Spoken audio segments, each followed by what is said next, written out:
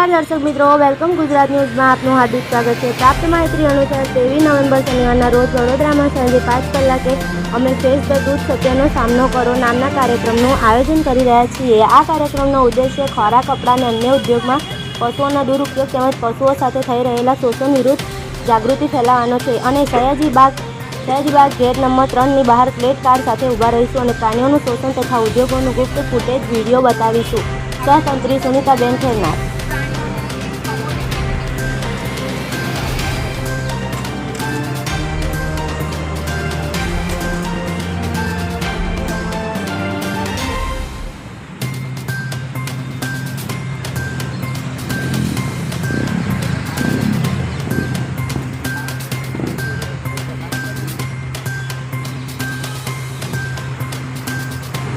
Gate number 3 में जे आ कार्यक्रम राखવાનો प्रजा हेतु हूँ संदेशो आपवा मांगो छो।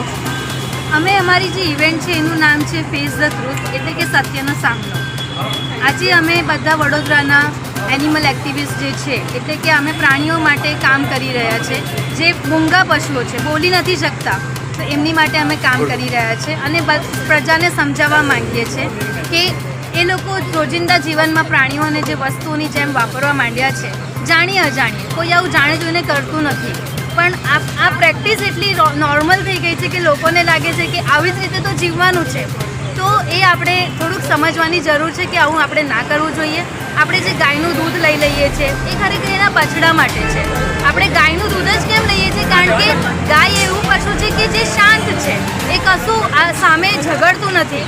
આપણે કેમ પ્રાણીનું દૂધ એટલું જ મહત્ત્વનું છે, તો વાઘનું દૂધ લેવા કેમ નથી જતા? આપણે સિંહનું લેવા કેમ નથી જતા? કારણ કે ખબર છે કે આની પાસે જઈશ તો મને રિસ્ક જ છે। એટલે ડેરી ઇન્ડસ્ટ્રી કેટલી બધી વસ્તુઓ છે એ આપણા સુધી આવવા નથી દેતી અને આ રીતે પ્રાણીમાં ખાલી ગાય કે ભેંસ જ નહીં, બહુ જ બધી પ્રજાતિ છે જે આવી રીતે સફર થઈ રહી છે।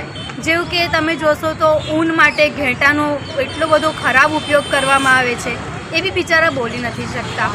ઈંડા માટે મરઘીને, જે મરઘી વર્ષમાં ખાલી 12 થી 30 ઈંડા આપી શકે છે, એને જબરજસ્તી કરીને 300 ઈંડા અપાવડાવવામાં આવે છે।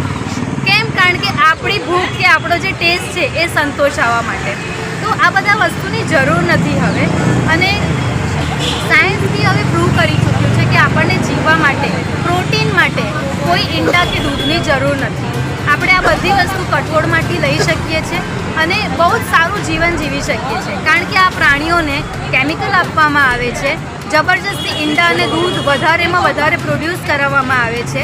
એના કારણે થઈને આજે બધા કેમિકલ્સ આપણે કન્ઝ્યુમ કરીએ છીએ ઇનડાયરેક્ટલી, આપણને ખબર બી નથી પડતી કે આપણે એવું ચિકન ખાઈ લીધું કે જેને જબરજસ્તી રાતોરાત મોટું કરવામાં આવતું હતું અને એવું માંસ ખાઈ લીધું છે। તો આ બધું ઇવેન્ચ્યુઅલી, એટલે કે ધીરે ધીરે કરીને આપણા શરીરમાં રોગ ઉત્પન્ન કરે છે અને આજે ભારત વિશ્વમાં ડાયાબિટીસ અને કેન્સરનું કેપિટલ પણ બની ચૂક્યું છે। આ બધા રીઝન કોઈ ઇન્ડસ્ટ્રી આપણને પહોંચવા નથી દેતી, ના મેડિકલ ઇન્ડસ્ટ્રી, ના કોઈ ડેરી ઇન્ડસ્ટ્રી આપણને કહેશે, કારણ કે એમાં એ લોકોનો ફાયદો છે અને આ વસ્તુ કરવામાં અમારો પર્સનલી કોઈ ફાયદો નથી, પણ અમે ઈચ્છીએ છીએ કે લોકો સુધી આ વસ્તુ પહોંચે, પ્રાણીઓ ફ્રીલી જીવે અને લોકો પણ ફ્રીલી જીવે, રોગમુક્ત જીવે અને અલ્ટિમેટલી આપણે એક પૃથ્વી પર રહીએ છીએ, બધા લોકો ખુશખુશાલ હોવા જોઈએ। આ દુનિયા ખાલી આપણી માટે નથી બની, બધા જ જીવ માટે બની છે। એ લોકોને બી દુઃખ દર્દ થાય છે, આપણાને જેવું થાય છે એવું। આ વસ્તુ આપણે સમજવાની જરૂર છે અને એ જ વિષય પર અમે બધા આજે વાત કરી રહ્યા છીએ, લોકોને આ મેસેજ આપી રહ્યા છે। તમે પણ આ વસ્તુ સમજો ને જીવનમાં ઉતારો, એવી સદભાવના સાથે હું હેતલ વડોદરાથી